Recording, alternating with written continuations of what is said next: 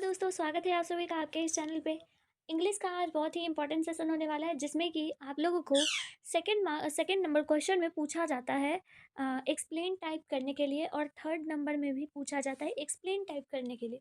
तो आप लोगों को एक्सप्लेन टाइप को किस तरह से करना है ये मैं आज आपको बताऊंगी, और साथ ही साथ 8 इंपॉर्टेंट एक्सप्लेन टाइप का क्वेश्चन लाई हूँ। तो प्लीज़ आप लोग शुरू से लेके अंत तक ज़रूर देखिएगा वीडियो को, ओके। और आप लोग अपना पढ़ाई अच्छे से कीजिए क्योंकि अब बहुत कम टाइम बचा हुआ है, ओके ना। तो चलिए हम लोग स्टार्ट करते हैं, ओके। जी, तो कुछ इस तरह का आपके एग्जाम में आता है क्वेश्चन। सबसे पहले आप लोगों के लिए रहेगा ऑब्जेक्टिव क्वेश्चन, 100 ऑब्जेक्टिव। उसके बाद फिर सेकंड नंबर में आप लोगों को explain any one of the following, जिसमें कि पहला जो रहेगा सेकंड नंबर क्वेश्चन में वो आपका प्रोज सेक्शन से रहेगा, ठीक है। 4 दिया हुआ रहेगा आप लोगों को और उसमें से कोई एक आपको करना है, ठीक है। तो बहुत ईजी होने वाला है, जो भी आपको ईजी लगे, जिसको भी आप अच्छे से एक्सप्लेन कर पाओ वही क्वेश्चन आप लोग करना, ओके ना। उसके बाद फिर आपका पोएट्री सेक्शन का आता है, पोएट्री सेक्शन से आता है, ठीक है। 4 थर्ड नंबर वाले क्वेश्चन में 4 आता है पोएट्री सेक्शन से, ठीक है। और उसमें भी आपको एक ही करना रहता है, जो आपको ईजी लगे, जो आपको सही लगे वो आप कर लीजिएगा, ठीक है। अभी फ़िलहाल मैं आप लोगों को 4 प्रोज सेक्शन का और 4 पोएट्री सेक्शन का एक्सप्लेन टाइप का क्वेश्चन बताऊँगी, जो कि इंपॉर्टेंट होने वाला है, ठीक है। तो चलिए शुरू करते हैं। पहला क्वेश्चन क्या है? Our civilisation, our culture, our Swaraj depend not upon multiplying our wants self इंडिविजुअलेंस but upon restricting wants self Daniel. देखिए ये क्वेश्चन क्या कह रहा है, हमारी जो सभ्यता है, संस्कृति, स्वराज है, ये जो है वो डिपेंड नॉट अपॉन मल्टीप्लिंग, मतलब कि जो हमारी जो सभ्यता है वो हमारे सेल्फ इंडल्जेंस पे नहीं सिर्फ डिपेंड है, बल्कि रेस्ट्रिक्टिंग वांट्स सेल्फ डेनियल पर भी डिपेंड है। मतलब कि हम जो है वो बहुत सारी चीज़ों को इग्नोर भी करते हैं, रेस्ट्रिक्ट भी करते हैं खुद को कि अभी नहीं, वो चीज़ बाद में करेंगे। तो इस पे भी डिपेंड करता है हमारा सभ्यता। तो इसको आप किस तरह से एक्सप्लेन करोगे ये बताना है आपको, ठीक है। तो क्वेश्चन आप लोगों ने देख लिया, ठीक है। आगे देखते हैं। आगे है इसका आंसर, हम इस तरह से कुछ लिखेंगे। आप अपने लैंग्वेज में भी आंसर लिखोगे, ठीक है। बाकी मैं यहाँ पे आप लोगों को बताती हूँ। देखिए, हम सबसे पहले आप लोगों को लिखना सिखा देंगे कि एक्सप्लेन टाइप क्वेश्चंस को लिखते कैसे हम, ठीक है। तो जो दिया गया लाइन है वो लाइन किस चैप्टर से लिया गया है, किनके द्वारा लिखा गया है, वो लिखना, मेंशन करना बहुत ज़रूरी है, ठीक है। तो शुरू के लाइन में कौन से चैप्टर से लिया गया है वो लाइन और किनके द्वारा लिखा गया है वो लिखिएगा। उसके बाद फिर जो उस लाइन का मतलब है, फिर नीचे लाइन छोड़ के, जैसे ये लिखा गया, जैसे नीचे ये लाइन छोड़ के उसके बाद फिर आप लिखना स्टार्ट कीजिएगा। समझ आया? जैसे कि यहाँ पे दिया गया है, जो हमारा क्वेश्चन था, यानी कि जो प्रेजेंट लाइन है, has been taken from our lesson, हमारे लेसन से लिया गया है, इंडियन सिविलाइजेशन एंड कल्चर। ये हमारे चैप्टर का नाम है, Indian civilisation and culture. Written by, किनके द्वारा लिखा गया? महात्मा गांधी जी के द्वारा लिखा गया। समझ आ रहा है? कहाँ से लिया गया? जो present line has been taken from our lesson Indian civilisation and culture, written bye Mahatma Gandhi. यहाँ तक समझ आया? अब महात्मा गांधी के बाद बारे, महात्मा गांधी जो है वो बहुत महान व्यक्ति हैं, तो उनके बारे में 2 लाइन लिखना, 1 लाइन लिखना जरूरी है। Who was one of the greatest man of India, जो कि इंडिया के बहुत ही महान व्यक्ति हैं। इतना लिख रही है। अगर आपको नहीं लिखना है तो यहीं तक आप लिखो, ठीक है। लेकिन ये लाइन जो है मस्ट है आप लोगों को लिखना एक्सप्लेन टाइप में। समझ आ गया ना? अच्छे से समझ आ गया? अब क्या लिखेंगे? ठीक है, आगे देखते हैं हम लोग आगे क्या है। अब इस लाइन का मतलब क्या होगा वो मैं आपको समझाती हूँ, ठीक है। यहाँ तक आप लोगों को ये लिखना बहुत ज़रूरी है, ठीक है ना। आगे देखते हैं। The referred line describes us as our civilisation, culture and swaraj do not multiply our wants, our wants are controlled by self indulgence which always restricts and denies these wants. Such is our civilization, taught by our forefathers as commands and control our desires, which can alone send us in hell. अब इसका मतलब हुआ क्या? देखिए, इसका मतलब ये हुआ ना कि जो हमारी सिविलाइजेशन है, कल्चर है, स्वराज यानी कि जो समाज है, वो हमारी इच्छाओं को या हमारी ज़रूरतों को बढ़ाती नहीं है, ठीक है। ये बढ़ाती नहीं है।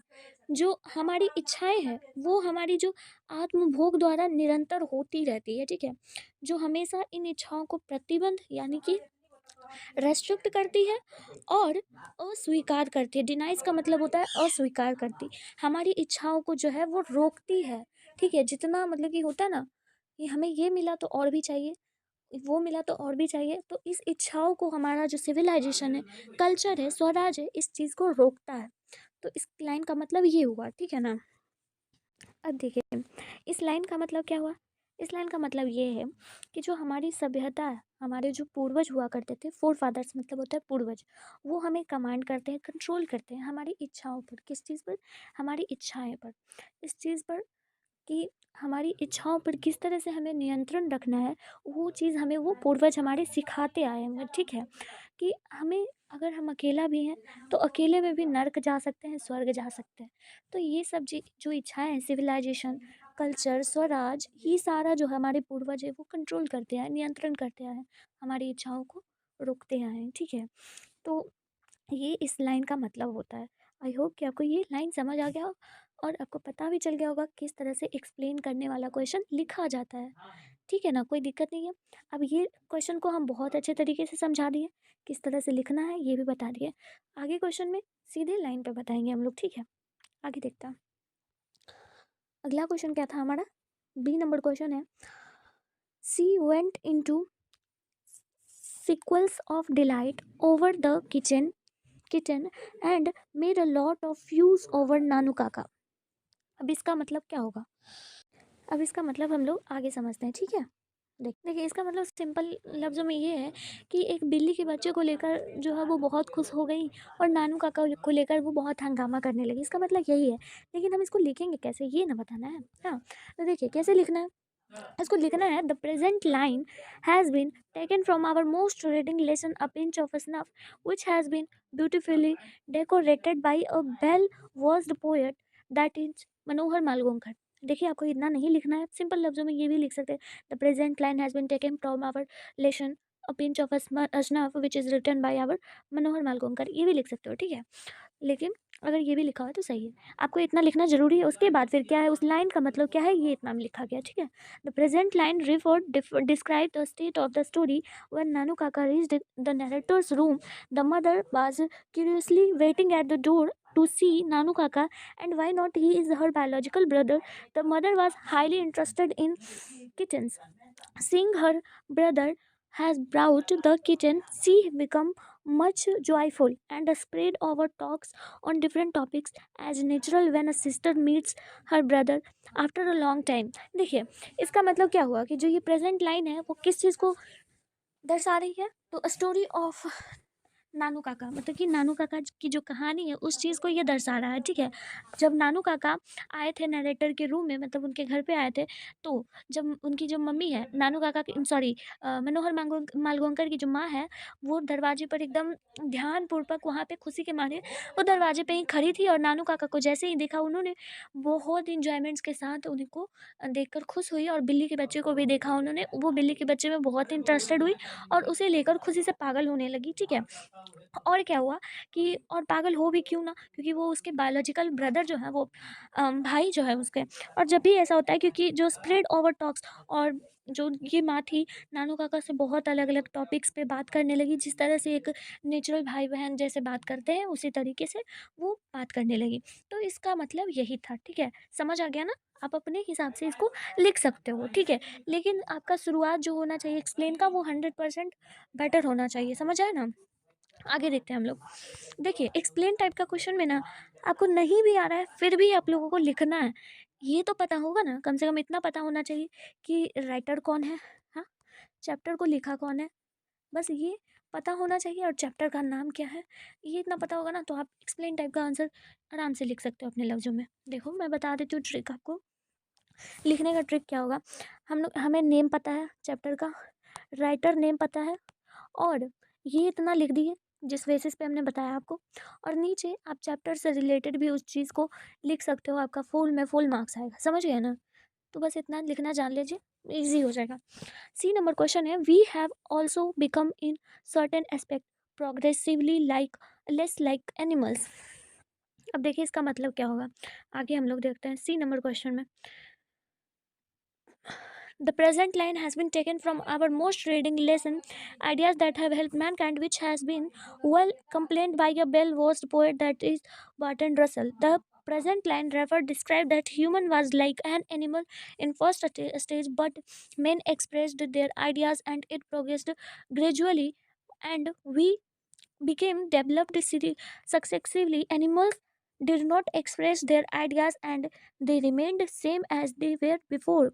It has taken a lot of time to see the present today.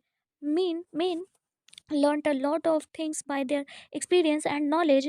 We learned many things from our past and secured our future by our experience, and we discovered and invented many things as per our requirements. But the animals have not such sense biologically. देखिए, इसका मतलब simple लाइनों में ये है, सबसे पहले तो आपको ये लिखना ही पड़ेगा, बार बार बोल रहे हैं, ये लिखना ही पड़ेगा। बाकी उसके बाद फिर एक्सप्लेन क्या किया गया, इसमें बोला ये गया कि ह्यूमन की तरह ही एनिमल्स भी है। फर्स्ट स्टेज में जो ह्यूमन है और एनिमल है, वो दोनों ही किस कैसे थे, वो सेम है थे। लेकिन जब मेन जो है वो अपने आइडियाज़ को एक्सप्रेस करते गया, आगे बढ़ते गया, डेवलप्ड होते गया, अपने आइडियाज़ में एकदम ग्रो होने लग गया, तो वो जो है वो एनिमल्स से बहुत आगे निकल गया। लेकिन जो एनिमल्स थे उन्हें जो है एक आइडियाज़ को एक्सप्रेस करना नहीं आया, और वो जो है वो वहीं पे वहीं रह गए, अटके रह गए। इसीलिए आज के टाइम पे, आज के जनरेशन में ह्यूमन का जो नॉलेज है और जो उसका पास्ट हुआ करता था, उससे कहीं आगे निकल चुका है वो। हम लोग अपने पास्ट से बहुत कुछ सीख चुके हैं। हमारा जो फ्यूचर है वो एक्सपीरियंस्ड हो चुका है, ठीक है? हमारा जो फ्यूचर है वो एक्सपीरियंस्ड हो चुका है, और हमने बहुत सारी सारी चीज़ों को डिस्कवर भी कर लिया। जैसा कि हमें रिक्वायरमेंट्स चाहिए, वो हर चीज़ हम लोग डिस्कवर कर लिए। लेकिन जो एनिमल्स है, have not such sense biological. लेकिन जो भी जानवर है, उनके पास इतना आइडियाज़ आया ही नहीं, वो इतना सक्सेस नहीं कर पाए। इसीलिए वो, उनके पास जो है वो बायोलॉजिकली सेंस नहीं है, और वो वहीं के वहीं है। तो इसका मतलब साफ में आप ये लिख सकते हो, ठीक है? समझ आ गया? अब डी नंबर क्वेश्चन देखते हैं हम लोग। The voice of a few women raised in burning can not be heard over the humming and throbbing of our machines। अब देखिए, इसका मतलब क्या होगा, इसको किस तरह से लिखेंगे, सेम एज उसी तरह के तरीके से लिखेंगे। अब ये चैप्टर, ये वाला जो लाइन है वो कहाँ से लिया गया, ये लिया गया ए चाइल्ड इज बॉर्न से, ठीक है? बहुत सिंपल, आपको इसी तरह से बनाना है। The voice of a few women related to a child is born compose by Germaine Greer in managing child birth in traditional society. In this way their mother does not have mental burden to find out the new method of course of addiction action. This helps the anxiety manageable because the observation of all their those provisions and rights keep the woman raised warming can't be heard, but modern technology has deprived her this significant experience. While the modern equipment a child turns from a climatic personal experience into humming and थ्रूबिंग our machines. बस आपको इसी तरीके से लिख देना है, that's it. उसके अलावा आपको कुछ नहीं लिखना है। बाकी ये उतना इंपॉर्टेंट क्वेश्चन नहीं है, लेकिन बाकी जो ऊपर वाला 3 था वो इंपॉर्टेंट था, ठीक है? शुरू में आपको उसी तरह से लिखना है, उसके बाद फिर जो भी लाइन का मतलब होगा वो लिख देना है आपको, ठीक है? इस लाइन का मतलब क्या होगा, मतलब कि किस वे में जो है वो मदर अपने बच्चे को है वो पालती है, पोसती है, उसे बड़ा करती है, उसका ध्यान किस तरह से रखती है। This helps anxiety manageable.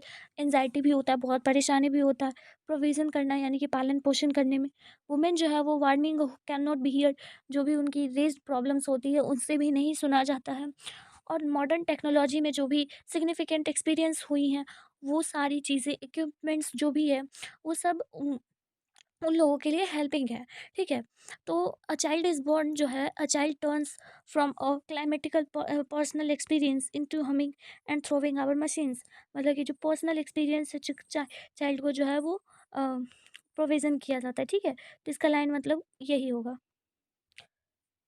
अब देखिए, अब आपका ये पोएट्री सेक्शन का है। पोएट्री सेक्शन में भी आपसे 4 नंबर का आएगा, कोई एक आपको लिखना रहेगा, ठीक है? अब देखिए, ये है मैकेविटी चैप्टर का, तो मैकेविटी चैप्टर का आप नहीं लिख दोगे। Bafflement of a yard, the flying अस्कॉट despair, for when they reach the scene of crime Macavity not there. आपको इसके बारे में लिख देना है, दैट्स इट। कहाँ से लिएगा, कौन लिखे हैं, वो बताना है आपको। समझ आया ना?